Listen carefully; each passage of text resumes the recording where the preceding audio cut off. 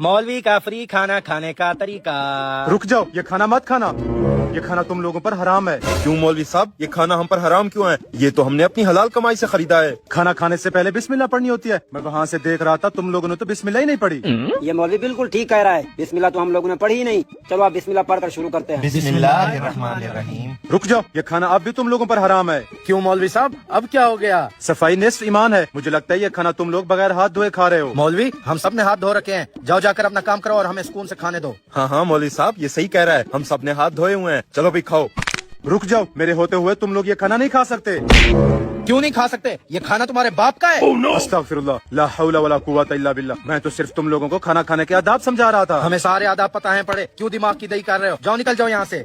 क्या हो गया वकास, मौलवी साहब पर इतना क्यों गुस्सा कर रहा है? भाईजान, आप इसको नहीं जानते, ये हमें बहला फुसला कर हमारे साथ बैठकर खाना खाना चाहता है। मौलवी साहब, इसकी बात का बुरा ना मानना, ये खाने के मामले में थोड़ा जज्बाती है। बड़ा ही बदतमीज है आपका दोस्त। जितना जल्दी हो सके ऐसी गंदी सुबह से निकल जाओ। क्या हो गया वकास, खाने के लिए तू मौलवी साहब पर हाथ उठाएगा? अगर इनकी बददुआ लग गई तो तू बर्बाद हो जाएगा। कौन सी बद्दुआ भाईजान? मुझे तो ये मौलवी ढोंगी लग रहा है। तू छोड़, चल आराम से बैठ। मौलवी साहब, इसको माफ कर देना, ये अभी नादान है।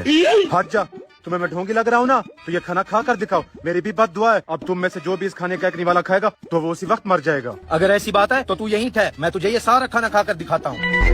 रुक जा, ऐसा मत कर, अब ये सारा खाना शापित हो गया चल बे है। हट, तेरे शापित की ऐसी की तैसी।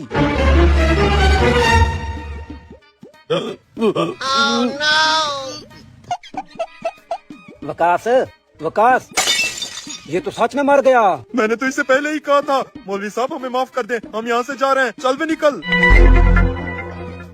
रुक जाओ, हम वकास के साथ गलत कर रहे हैं। कुछ भी हो, वो हमारा दोस्त था, कम से कम उसको उठाकर उसके घर तो दे आए। तू सही कह रहा है, चल वापस चलते हैं।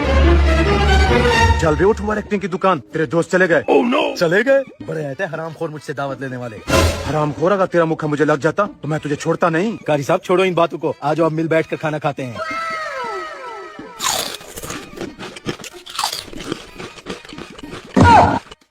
हैं? ये क्या? ये हरामखोर तो दोनों मिले हुए हैं। क्या हुआ मौलवी, खाने के मामले में इतना सुस्त क्यों पड़ गया है?